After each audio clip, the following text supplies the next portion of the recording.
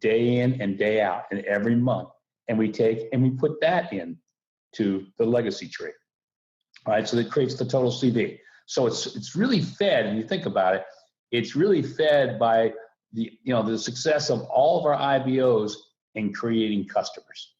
And the more customers you create out there as customer members, obviously the bigger this number gets. When you calculate it, what we do is this. We take the total CV, which is everything that's coming, like we just talked about, from all these sources, and 85% of it goes into the IBO teams, which we call the team tree, and into the legacy tree. 15% goes into ranks and rewards. And we're not talking about that tonight, but we're going to have a tutorial on that too, explaining the ranks and rewards, because guys, there's going to be a lot of money over on that side too in creating these bonuses and awards as this company grows.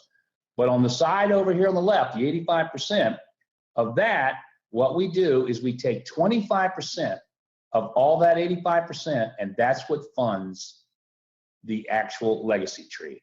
That is all the CV that's fed into the legacy tree every month. Now, again, as this thing grows, I want everybody to understand, probably there'll never be more than maybe 25 to 30% of the total IBOs that we have worldwide will ever qualify for the legacy tree. That's not a bad thing. I mean, obviously you want to be in it, but the reality is only probably 25 to 30% will qualify and be in the legacy tree. The good part about that is there's a lot of money to be shared by a small group of people. So let's take a look at what happens here. So this thing is always growing, and become eligible, remember, to be qualified, to be timestamped, to actually go into the legacy tree. You become eligible by doing very simple things. There's 3 requirements, okay? One, either have you yourself, okay, you have a gold retail membership, or you have a platinum retail membership, or you have 20 retail membership customers. So you can do any of those 3 things, and you've met your personal qualification as an IBO. The second part, though, is it requires 2 other IBOs that have done the same thing for you to actually get that timestamp we've been talking about in the legacy tree. So achieving your second qualifier timestamps in your tree is very simple. Same thing. Qualifier 1, your first IBO, same thing. Gold. You can be either gold or platinum or have 20 customers. Your second qualifier, same thing. He's either got gold membership, platinum membership, or he's got 20 customers. When that happens, you're now timestamped and you enter the legacy tree. Guys, once you enter the legacy tree, as long as those other 2 stay qualified, you're in it for life. You don't want to leave it to the 2. You want to have 3 or 4 or 5, IBOs underneath of you that are gold or platinum, or have the 20 retail customers, because that's going to ensure you're never going to have to worry about something happening where you're not going to get paid in the legacy tree. So it's a lot better to be a little safe.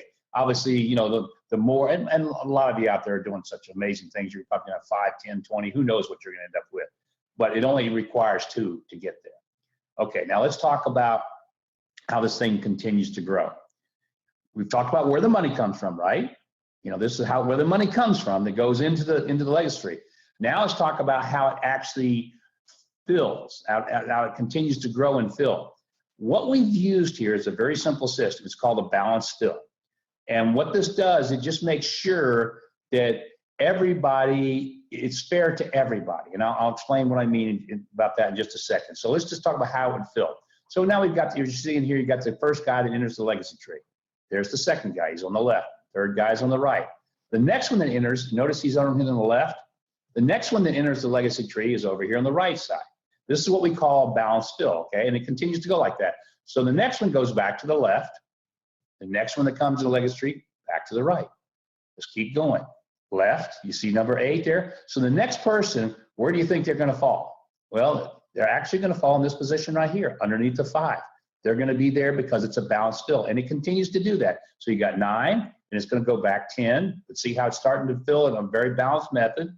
Now you got 11, goes all the way back to 12. Now it's going to go to 13, back here to the left side to 14, and finally finishes up at 15.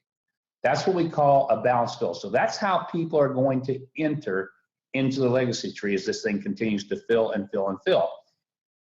Most important, when you look at this, let's say, for example, in this example, you're this guy right here. You're this guy right here, number 2, right?